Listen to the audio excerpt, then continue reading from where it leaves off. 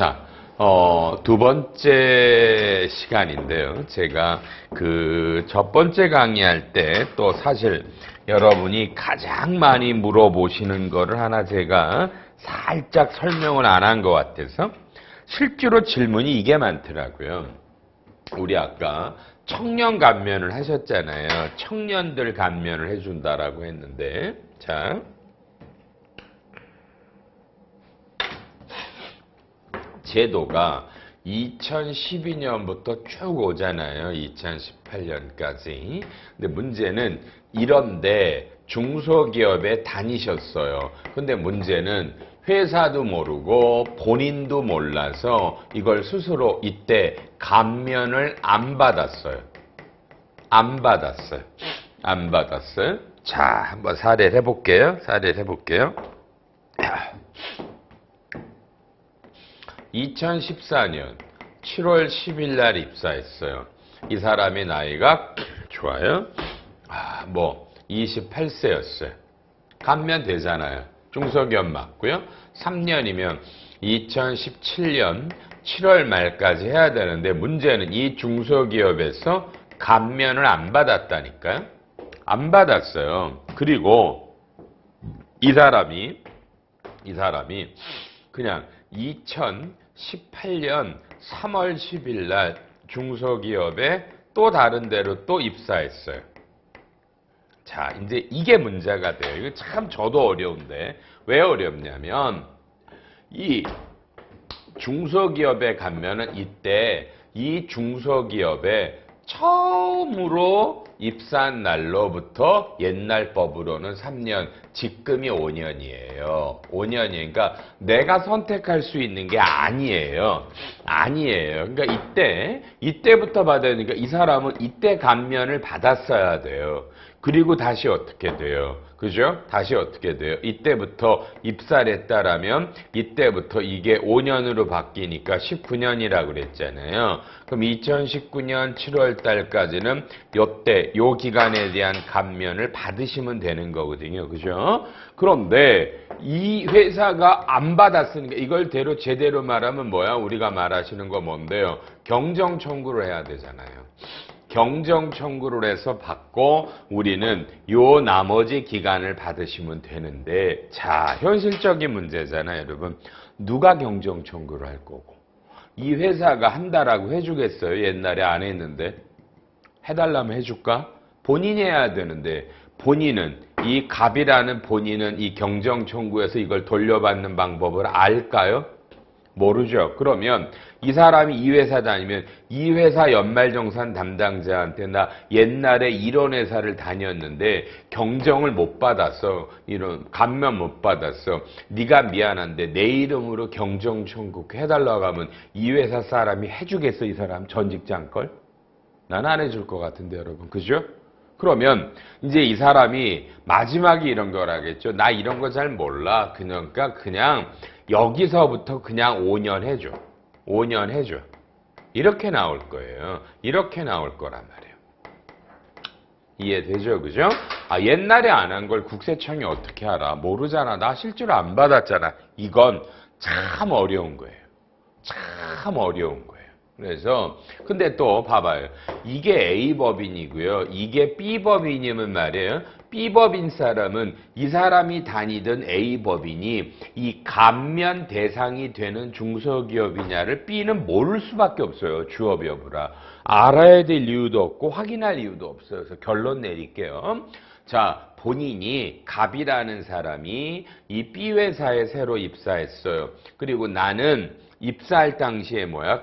그죠? 이 사람이 입사할 당시가 32세라고 그럴게요. 나는 34세 전이잖아. 그리고 나는 한 번도 이제까지 뭐야? 감면을 받아본 적이 없어. 중소기업이 아니었어. 라고 주장을 하고요. 그럼 여러분은 B라면 뭔 확인해 봐야 되냐면 이 사람이 진짜 옛날에 감면을 받았나 안 받았나는 확인을 해야 돼요. 그죠? 그럼 어떻게 확인하냐면 맨날 강의할 때 했지만 앉아. 너 이름하고 주민번호를 때려. 그러면 거기에 지금 명세서 열람하기라는 게 있죠. 그죠? 띄워서 이 사람 최근 연도를 까서 이 사람이 감면 안 받았나를 확인하고요. B는요. 그러면 그래. 우리는 감면이 되는 중소기업이야. 너는 우리 회사에 들어올 때 나이가 만 34세 이전이야. 그리고 너는 옛날에 감면 안 받았고 네가 감면을 신청하니까 나는 해줄게. 다만 나중에 걸리면 네가 책임져 라고 받는. 그래서 신청서를 꼭 받아야 돼요. 우리 교과서 보면 신청서 있었죠. 이 신청서가 중요한 거고요. 그죠? 그 다음에 받으면 이걸 뭐야? 국세청에다가 관할 세무서에다가 명단을 통보하라고 제가 말씀을 드렸죠. 명단을 통보해라. 이게 그래서 이게 관할 세무서가 또 별도로 이걸 못 걸러내면 그냥 우리는 이 사람 걸 우리 회사에서 5년간 감면해 주시면 돼요.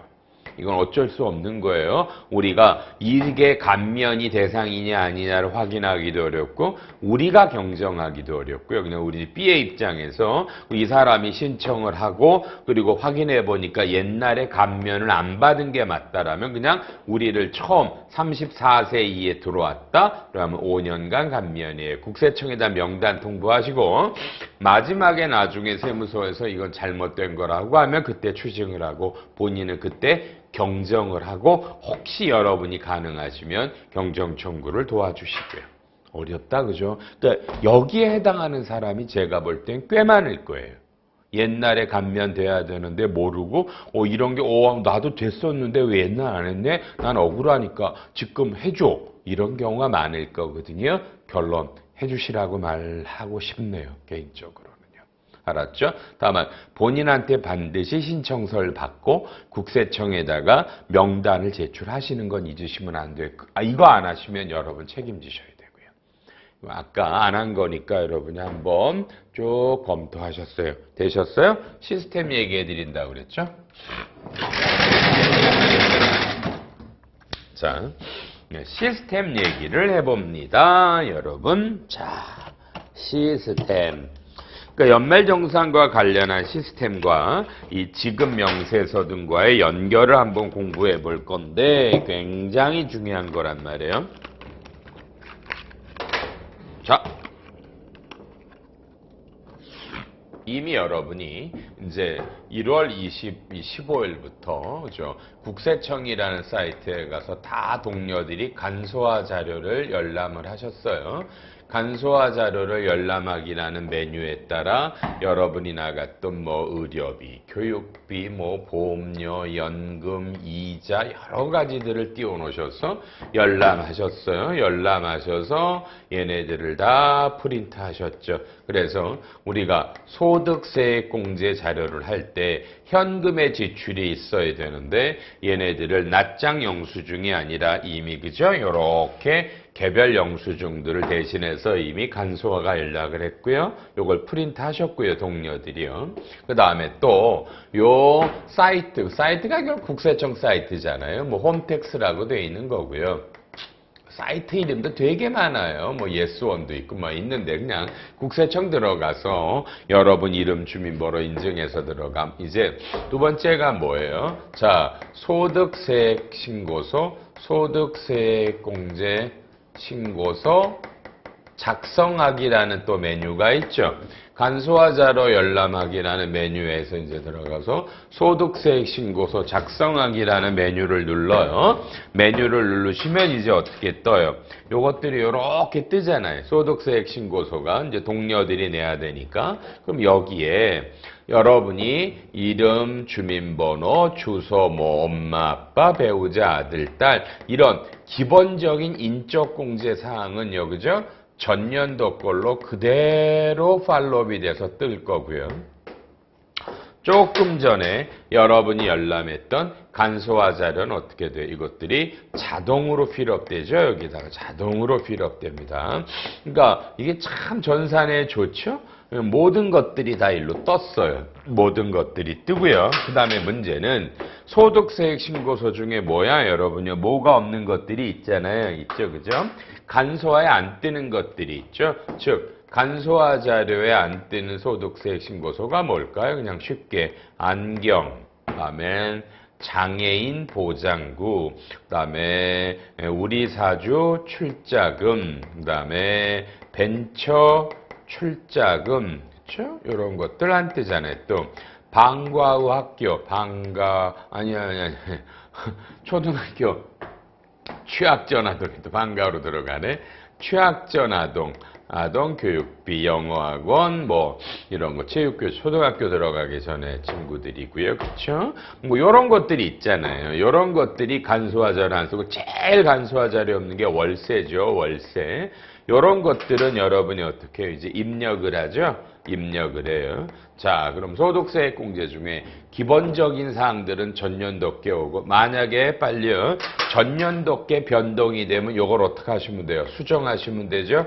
수정. 새로운 뭐 배우자, 엄마, 아빠, 아기들이 뜨면 여기다 수정해 주시고요.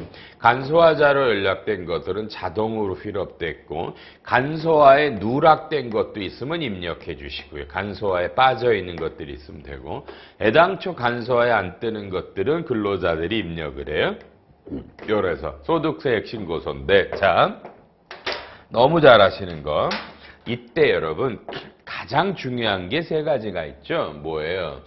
자, 이 연말정산에서 어려운 건 뭐가 어렵냐면 1번 신용카드, 2번 의료비, 3번 기부금이에요. 기부금이에요. 요게 어렵단 말이에요. 요게. 왜냐면 자, 여러분 얘네들은 그렇죠? 얘네들은 무조건 뭐예요?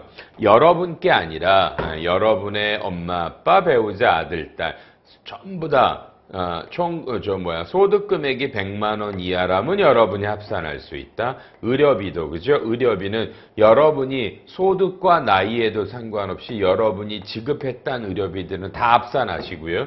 기부금도 소득 금액이 100만 원 이하면은 전부 다 합산해. 여러분이 받잖아요. 그런데 여기서 조심할 거 그렇죠? 여러분의 간소화는 여러분의 신용카드, 여러분이 환자명 되어 있는 거 간소화에 더구나 여기 빼먹구나. 기부금은 아예 없잖아요. 간소화에 지정기부금들이.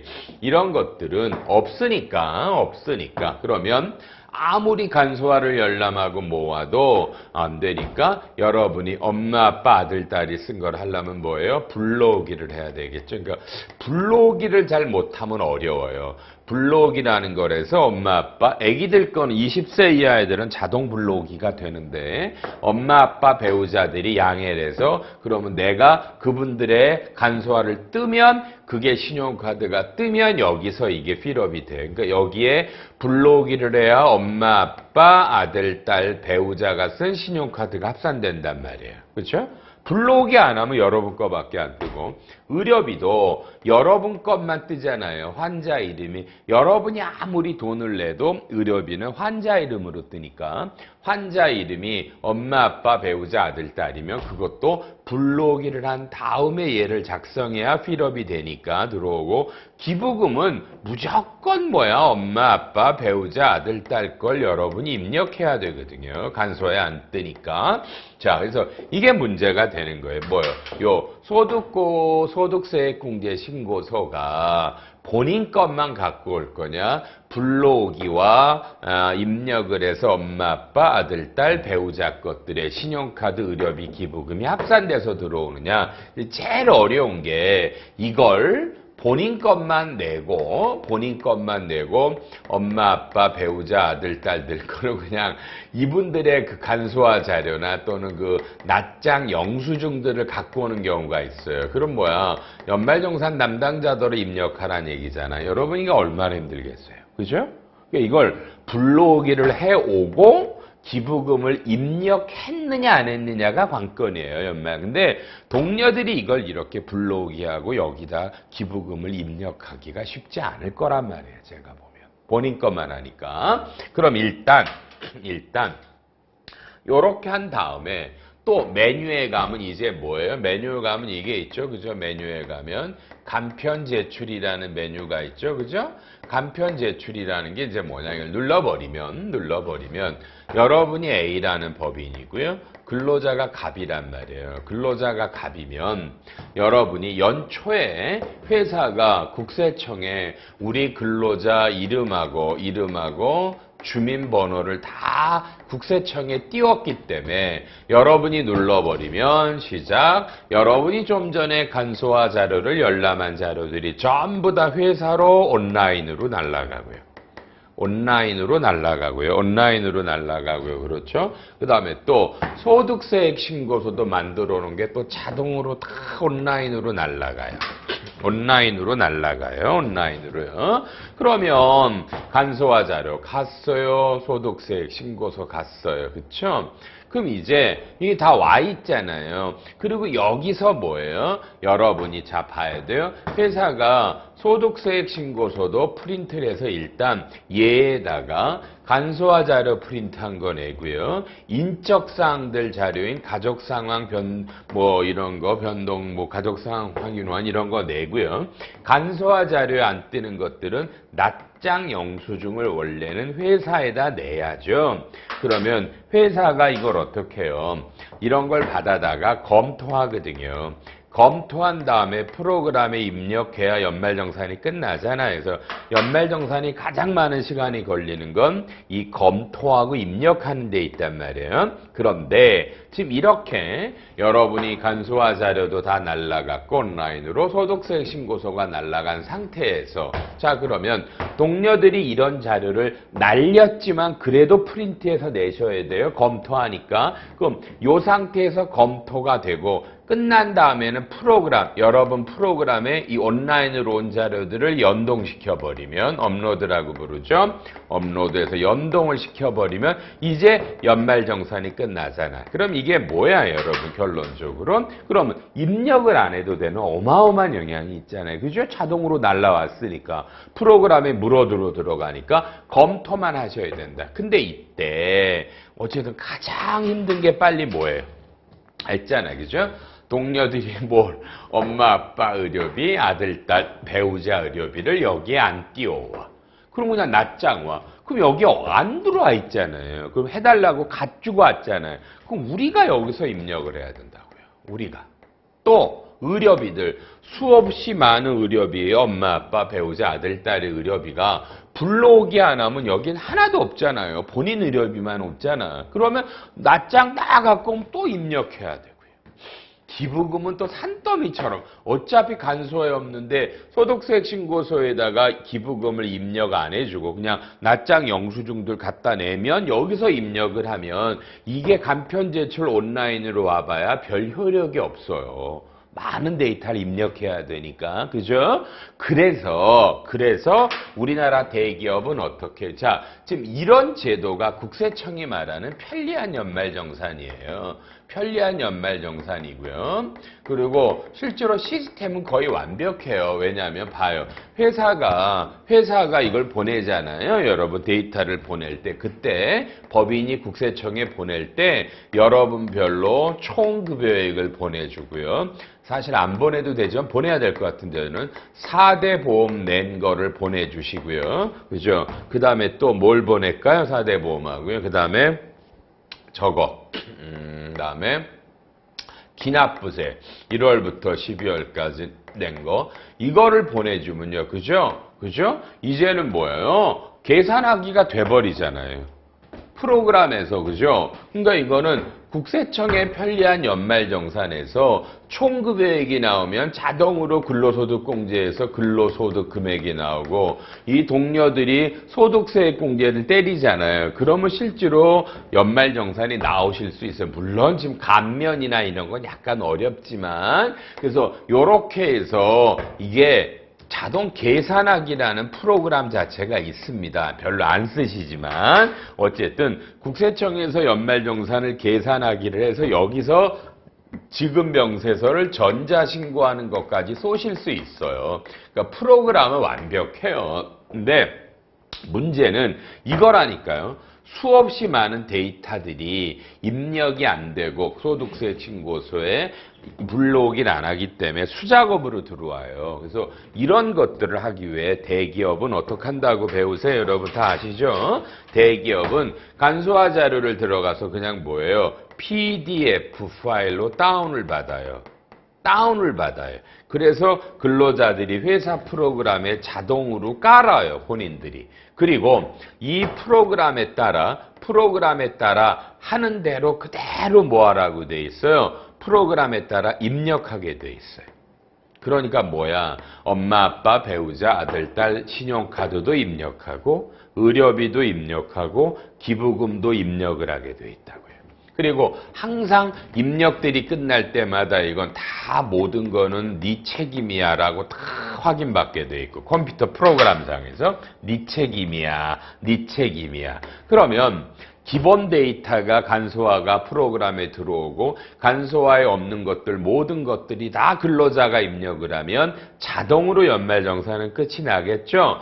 회사가 입력을 안 해. 왜요? 삼성전자는 직원이 10만 명이에요. 10만 명 걸 누가 입력할 거예요? 황당스럽잖아. 그래서 이런 제도가 종이 없는 연말정산이에요. 이해되시죠? 그죠? 이런 제도를 쓰실 수밖에 없는 거예요. 그래서 이렇게 돼버리니까 이게 허다한 양대산맥이야.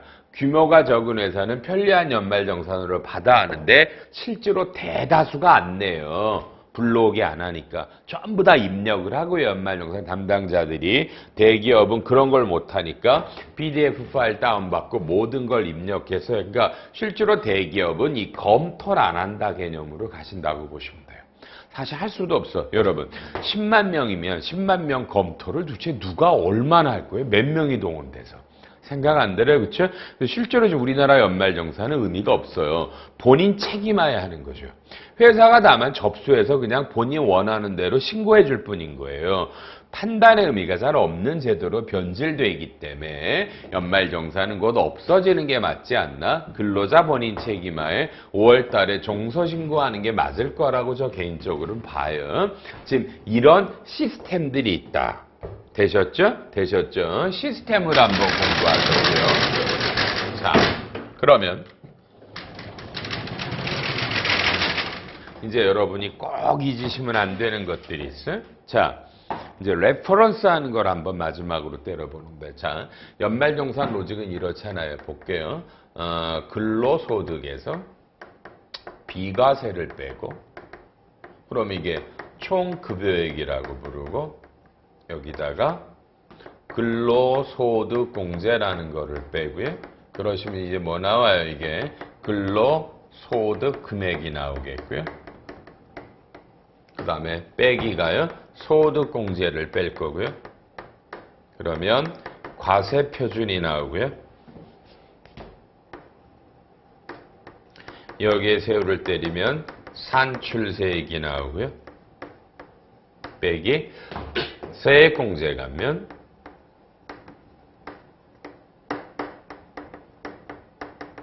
그럼 이제 결정세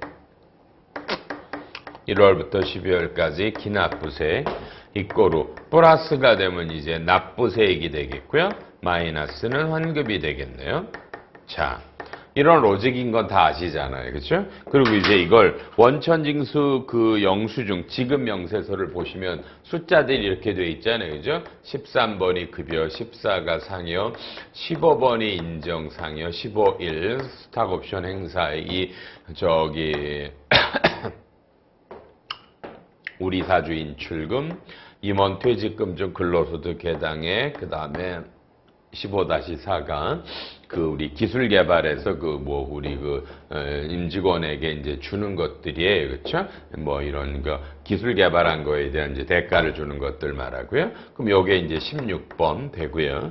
비과세들이 뭐 18에 있고 뭐 18-1에서 몇 번까지 나오고 19번. 그래서 요게 20번. 이렇게 돼 있죠? 이제 아시잖아요. 그러니까 우리가 배우신 거나 연말정산의 이런 프로그램들은 전체 금액에서 비과세를 빼서 총급여액이 나오는 게 아니다. 총급여액은 21번인데 입고로 16이라고 돼 있어서 그렇죠. 프로그램이 뭐예요? 처음부터 과세되는 거랑 비과세되는 거를 나눠 쓰게 돼 있단 말이에요. 나눠 쓰게 돼 있다라고 하셨죠. 그래서 얘네들은 안 써도 세금 계산에 문제가 없고 얘네들 안 쓴 금액이 만약에 있다 그러면 이게 1%의 가산세다. 이렇게 배우신 거잖아. 이렇게 배우신 거잖아. 그쵸? 1%의 가산세다.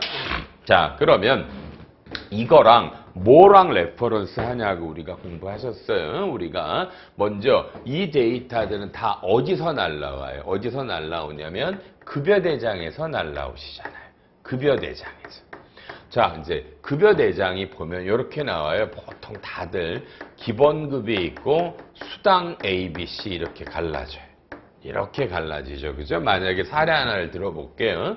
자, 기본급은 280이고 수당이 3개가 있는데 20, 10, 10이다. 그러면은 토탈 320이에요. 그럼 이번 달에 이 사람이 320을 받는 거예요. 그렇죠? 근데 급여대장이 우리가 말했죠. 어떻게 프로그램되어 있다고 그러셨어요. 처음부터 요 놈은 과세되는 거고 요 놈은 비과세다 이렇게 갈라져 있다니까요. 비과세다. 그리고 자, 요 놈은 지급 명세서에 기재하지 않고 기재하는데 뭐 남바가 18-6이다. 이 정도는 아시니까 이제 자, 비과세에는 한 40 몇 개 정도가 있다고 보면 이 중에 10개 정도는 여기 안 쓰죠. 점심값이나 자가운전 보조금 정도는요. 그러니까 급여대장에서 처음부터 과세와 비과세로 갈라져 놓고 비과세도 지급 명세서 안 쓰는 거 쓰는 것들 쓰면 남바들이 있고요. 그래서 이걸 이제 자 연말정산 프로그램이 뭐라고 그래요? 물어라. 급여대장을 물어 그러면 이제 급여대장 12개가 있을 거 아니에요. 12개를 합산해서 이게 물고 들어와. 이게 만약에 12개 합계면 일로 와서 급여 쪽에 300이 찍히겠고요. 요게 비과세가 18-6이면 일로 와서 여기에 10을 찍어요. 10을 찍어요. 그죠? 요렇게 찍잖아요. 요렇게 프로그램이 돼 있으니까 우리는 반드시 급여대장을 검토하셔야 된다. 그래서 급여대장에서 어떻게 물고 우리 회사에는 어떤 종류의 비과세가 있고 그게 지급명세서 기재 안 하는 게 뭐고 기재하는 게 뭐고 기재하면 남바가 뭐냐 남바가 뭐냐라는 걸 잡아 놓으시고요. 그렇죠? 이렇게 들어오고 특히 요 15번 인정상여 15, 1, 2, 3, 4는 만에 하나 급여대장이 없을 수 있다. 그럼 어떻게 해라? 입력해야 된다. 이런 것들이 어려워요. 이게 급여대장이 진짜 없는 수들이 있어요. 여러분 상당수가 안 해보셨지만 15번들이 있는 경우가 있거든요. 있으시면 요런 놈들이 입력을 해서 맞추셔야 된다. 자 이렇게 프로그램이 도는데 문제는 요 보죠. 요 정도 이렇게 절반을 넣고 요렇게 끌고 그러면 자, 우리가 만세 이게 만약에 10월 달이다. 한 사람이다. 이렇게 되면 이걸 신고하는 게 뭐예요? 원천징수 이행상황 신고서라는 서식이 있어요. 그렇죠? 원천징수 이행상황 신고서라는 게 가장 기본적인 원천징수 서식이에요. 서식이에요. 그렇죠? 그럼 1번에 보면 여기에 매월이라고 돼 있고요. 그럼 이렇게 티크마크 치시면 되고요. 2번과 3번이 귀속 시기가 되고 이게 2018년 10월이고 똑같다. 이건 뭐냐면 2018년 10월 달 소득을 10월 달에 지급을 했고요. 만약에 10월 달 월급을 11월에 주면 요건 10월이고 요건 11월이 돼요. 11월이 되고 요게 중요한 거예요. 이행상황 신고서는 요 지급으로 가는 거예요. 자, 그리고요. 여기 보면 이제 나오죠. A01, A02, A03, A04 이렇게 나오고 A10이 나온단 말이에요. 그럼 여기에다가 4번, 5번, 6번 이렇게 나오죠. 그러면 자, 요 A01이 간이세액이잖아요. 그러면 이번 달에 10월 달에 월급을 준 사람 수 하나면 여기에 하나, 그 다음에 월급을 준 금액과 세금을 띈 금액을 쓰죠. 그때 이 5번에 가서 제일 중요한 거죠. 5번은 이 숫자 중에 여기에다 쓰는 건 뭐예요? 이렇게 과세되는 금액과 지급 명세서 기재되는 요놈의 합계인 얼마? 여기다가 310을 쓰는 거예요. 그러니까 요게 핵심이에요. 요게 핵심이에요. 요게 요 급여대장 합계 중에 과세되는 금액과 지급 명세서 기재되는 비과세 10을 쓰고요. 여기에는 그냥 간이세액표로 띄는 세금을 적는 란이에요. 이미 다 아시겠지만 얘가 왜 중요하냐면 좀 이렇게 당겨 오시면 이렇게 되면 자 여기서 이행상황신고서는 1년에 12장이 들어가잖아요. 그런데 연말정산은 1년에 한 번 해서 얘네들을 3월 10일 날 전자신고를 써죠. 전자신고를 쓸 거 아니에요. 그럼 딱 보시면 그죠? 여기서 얘네들의 16 더하기 20의 합계가 얼마예요? 합계가 얼마예요? 여러분 여기가 310이잖아요. 여기 이행상황신고서도 310이죠. 얘네들을 크로스 체크한단 말이에요. 이런 게 시스템이에요. 이런 걸 이해하고 하자라고 하는 거예요. 그죠? 그래서 우리가 이행상황신고서에 제일 중요한 거예요. 요 간이세액란은 여러분 빨리 뭐다?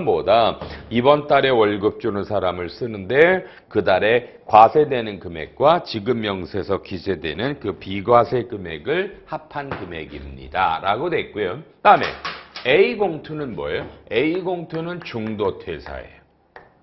중도퇴사예요.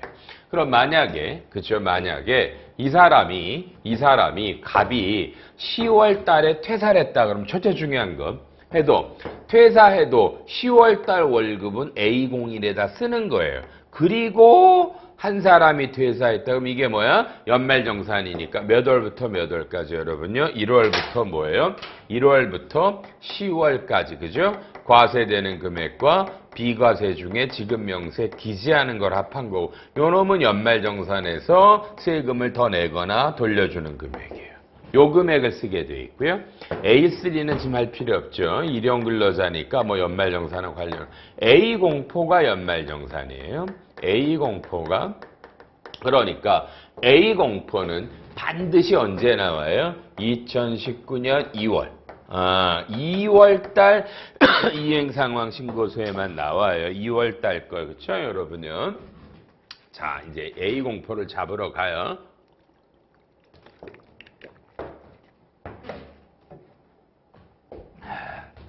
이렇게 한번 해본 거지. 살짝 지워버리고.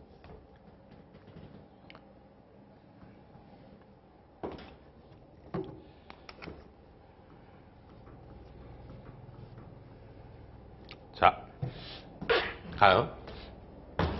2019년 2월달 이행상황신고서에 A공포가 500이에요. 500이에요. 500. 그렇죠? 그 다음에 여기가 얼마라고 그럴까요? 우리가 뭐 400억이라고 그럴까요? 그럼 아주 간단해요. 이건 뭔데?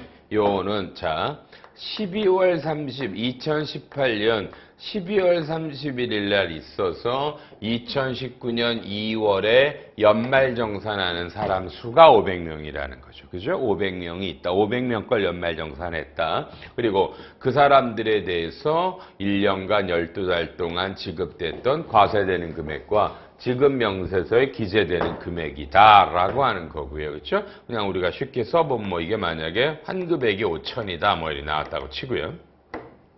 그 다음에는요. 일단 요 놈들을 보시는 거예요. 이제부터 요거. 요 A01은 1년에 뭐예요? 12장 들어갔고요. A02도 12장 들어갔죠. 2018년에 1월분, 2월분. 얘네들을 한번 여러분 뭐야? 일단 합계를 내볼게요. 이건 지금 12달의 합계를 수작업을 해볼게요. A02를. 그죠? 그랬더니 이게 뭐예요? 40, 35. 그럼 뭘까? 연도 중에 2018년 연도 중에 퇴사해서 그때 연말정산한 사람이 40명이구나. 그때 나갔던 그때까지의 과세되는 금액과 지급 명세서 기재되는 금액이 30억이구나. 이렇게 되면 요 둘을 합산, 그러니까 요 500은 내년 2월달 이행상황신고서고 요 놈은 2018년 1월부터 12월 12달 거고요. 더해보시면 얘는 540이고 얘네들을 더하면 430억이에요. 이건 논리적으로 가요. 자, 논리는 그러면 자, 연도 중에 퇴사한 사람은 40명이었고 연말정산했고 12월 말에 있어서 내년 2월에 연말정산한 사람은 500명이고 금액이 그러면 요게 일로 땡겨올게요. 자, 쭉 오셔서 자, 봐요. 그럼 이게 내년 3월 10일에 전자신고를 쏘는데 중요하죠. 몇몇 개 들어갔다. 전자신고가 540매가 쏘아진다. 물론 내년은 3월 11일이에요. 3월 10일이 일요일이거든요. 3월 11일 날 이렇게 되고 참 저희 강의할 때 꼭 광고했는데 여러분 이거 체크하시면서 들으시는 분 연말정산 빨리 마감하고요. 3월 7, 8일 날 제가 이 자리에서 상법회요. 기업 결산과 관련된 거 너무너무 중요한 거라고 제가 누누이 말씀을 드렸어요. 무지하게 들으러 오셔야 돼요. 이건 진심이에요. 여러분 주총 만들고 이사회 하고요. 명의신탁 해지하고요. 자기주식하고요. 차등 배당하고요. 임원 급여지급 규정 만들고요. 퇴직금 규정 만들고요. 임원 퇴직금 정산하고요. 전부 다 배우실 거예요. 정말 그 수업만큼은 듣고 안 듣고가 정말 달리 갈 거거든요. 반드시 오셔서 사이버보다 와서 들으세요. 그건 정말로 부탁드릴게요. 꼭 오셔서 자 어쨌든 3월 11일 날 전자신고를 쏘는데 540매 그러니까 봐요. 연도 중에 퇴사해서 연말정산은 40이지만 여러분보다 이때는 우리가 지급명세서를 안 쏴요. 그러니까 연도 중 퇴사해도 지급명세서는 매도래 우리가 한꺼번에 같이 쏴요. 3월 10일 날 요걸 전자신고 쏠 때 매수랑 요거를 맞춰보시면 에러가 안 나오고요. 그 다음에 여기서 540매의 16번과 20번의 합계가 뭐야? 여기서 말하면 얼마야 돼요? 430억이 돼야 되겠죠? 얘와 얘를 맞춰야 된단 말이에요. 안 맞으면 틀린 거잖아. 그걸 찾아내시는 게 우리 하는 일이죠. 맞아야 되잖아요. 논리적으로. 그죠? 그 다음에 또 봐요. 계속한 김에. 1년에 12번 A01을 신고했어요. A01도 그러면 동그라미 5번의 합계가 얼마야 될까? 12장 합하면 이게 아마 430억이 돼야 될 거예요. 그러니까 자 여기서 1년에 A01의 합계와 A02의 12장과 2월에 A04의 합계액과 맞아야 되고 연말정산 지급명세서 쏠 때 16 더하기 20번이 맞아야 되니까 이것들이 안 맞으면 틀린 거잖아요. 그걸 찾아내는 게 우리가 하는 일이라니까. 아마도 요런 거 15 요런 놈들이 프로그램에 급여 대장이 없어서 입력했을 때 차이에요. 왜냐하면 얘네들도 똑같이 급여 대장이 물고 오거든요. 그러니까 급여 대장에 빠졌냐 올라갔냐를 보시는 거예요. 그래서 왜 요놈이 안 맞나를 찾아서 항상 여러분은 소명 자료를 만들어 놓으셔야 돼요. 왜? 관할 국세청이 물어보실 거니까. 이건 당연한 거예요. 물어보시는 건 꼭 확인해 주셔야 된다. 이해하셨죠? 이런 게 우리가 이 크로스 체크를 하는 이유예요. 그래서 여러분이 이행상황신고서와 지급명세서 간의 연결들을 너무너무 잘 아셔야 되고요. 우리 강의할 때 했죠. 우리가 2월 달에 할 때 만약에 보면 그쵸? 요게 만약에 얼마야? 3천만 원이라면 어떻게 돼요? 그러니까 연말정산에서 돌려줘야 될 금액은 5천인데 요게 3천이면 요 개가 2천이잖아요. 그럼 요 금액은 우리 배우셨죠? 회사 돈으로 돌려주는 거고 회계 처리는 요게 회사 돈이니까 미수금이어서 다음 달에 받을 때 체크하죠. 그러니까 요 팔로 팔로업을 못 하시면 16시간 수업을 안 들으신 거예요. 16시간 수업 들으시면 요 2월달 이행상황신고에서 2월달에 원천징수랑 연말정산의 환급액을 네팅한 게 이게 이행상황신고서가 15번 가고 18번 가서 20번 가고 다른 거 있으면 충당해서 그죠? 해서 19번에 들어간다 이런 걸 했습니다. 회계 처리 다 하셨고요. 그러니까 16강의 중에 요거를 꼭 확인해 주시고 이제 마지막으로 여러분이 어떠한 일이 있어도 알아야 될 게 딱 두 가지라고 그러죠. 뭐예요? 경정 청구하는 방법과 경정 청구와 수정 신고입니다. 수정 신고라는 방법이 있어요. 경정 청구가 물론 여러분 더 중요하지만 경정 청구가 대표적으로 이거죠. 그죠? 자, 시작. 여러분이 9월 30일 날 여러분 회사에서 퇴사한 분이 있다. 이분은 그때 연도 중에 연말정산하셨고요. 근데 이분이 다시 다른 회사에 재입사하지 못했다. 그러면 9월 달에 우리가 연말정산할 때 간소화 자료들이 없어서 간단한 자료만 갖고 연말정산했잖아요. 이게 연도 중에예요. 그렇죠? 이럴 때 이분들이 여러분 법인에 와서 나 다른 회사 취직 안 했어. 나 소득세액 공제 더 받아야 되지 않아? 라고 말씀을 하실 때 여러분이 반드시 걱정하지 마. 그래서 올해 6월 1일 이후에 오세요. 오시면 자료 다 들고 오시면 앉으세요. 그래서 우리 컴퓨터에서 본인 이름, 주민번호, 공인인증을 하면 요 본인의 국세청 사이트에 들어가면 메뉴 중에 그죠? 메뉴 중에 경정 청구서 작성하기라는 메뉴가 있어요. 클릭을 하시면 몇 년도 걸 원하세요? 그러면 2018년 거요. 또 클릭해 주시면 여러분이 작성해서 요때 신고했던 3월 11일 날 우리가 신고 들어갔던 지급 명세서가 떠요. 여기다가 이분이 공제 안 받았던 것들을 추가적으로 다 입력해 주시면 세금이 마이너스가 뜹니다. 자동으로 추가 소득세액 공제만 입력을 해주시면 환급액이 뜨고요. 경정청구서라는 게 떠요. 또 별도로 여기에 경정청구서는 그럼 이게 2018년 근로소득인데 과세표준이 이렇게 달라지고 산출세액이 달라지고 결정세액이 달라져요. 그래서 여기에 환급세액이 얼마요? 뜨고요. 여기에 환급 계좌번호를 써야 되거든요. 계좌번호를 써요. 그렇죠? 요렇게 그러니까 요 국세청 사이트에서 갑의 이름으로 된 사이트에 들어가서 요거를 작성해서 여러분이 요거를 만든 다음에 보내시면 갑 주소지 관할 소득납세과 소득세과로 자동으로 여기서 전자신고돼요. 6월 1일 이후에 하세요. 5월 말까지는 종합소득세 신고니까 더 어려워요. 6월 1일부터 경정이에요. 5월까지 종소신고라 아니고요.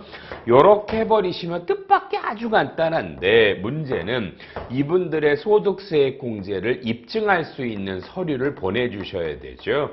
세금이 환급되니까 이것도 스캔해서 같이 보내줄 수 있습니다. 참 좋은 세상이에요. 이거 옛날에는요 꿈도 못 꾸던 일이에요. 이런 것들이 너무너무 좋아졌으니까 저는 여러분이 어떠한 일이 있어도 경정 청구를 잘 하실 줄 알았으면 좋겠어요. 그래서 많은 분들을 돌려받게 해주시길 바랍니다. 이건 해보셔야 돼요. 훈련이에요. 이렇게 해주시고요. 수정신고는 반대죠. 그러니까 이거 이 갑이 말이죠. 갑이 배우자 공제를 받으면 안 되는데 받아버렸다. 그럼 이제 취소해야 되잖아요. 그럼 어쩔 수 없잖아. 이 갑에 대한 지급 명세서를 다시 쓰셔야 되겠죠. 연말정산 관련한 지급 명세서를 다시 만들어 주셔서 플러스 세액이 만들어 주시고요. 물론 여기에 요게 본세고 가산세가 있겠고요. 해주시고요. 그 다음에 뭐가 잘못된 거예요? 지금 했죠. 좀 전에 했던 2월달 요 이행상황 신고서가 잘못됐잖아요. 이행상황 신고서를 잘못했으니까 이걸 다시 만들어서 그렇죠? 그래서 여러분이 좀 관할세무서에다가 지급명세서 만든 걸 다시 전자신고 쏴주시고요. 이행상황 신고서 2월 달 걸 잘못 만들었으니까 다시 쏴두시고요. 그 다음에 추가로 내는 건 납부서가 있죠. 납부서에다가 세금은 내셔야 돼요. 이게 수정신고죠. 그러니까 이게 어려워요. 경정청구보다는. 지급 명세서를 다 다시 만드셔야 되고 본인 것들을 2월 달 이행상황 신고서를 만드는데 이게 한 건이 아니라 막 50건, 100건씩 올라와 봐. 얼마나 짜증나. 그래서 이런 것들이 수정신고와 경정청구고요. 우리 실무자들은 이런 걸 잘해야 되는데 무엇보다도 경정청구를 빠른 식으로 집어넣으실 수 있는 분들이 좋고 환급받기 지방소득세는 또 별도의 경정이에요. 이걸로 자동 10%또 안 나와. 또 똑같이 해서 환급 받으셔야 되겠고요.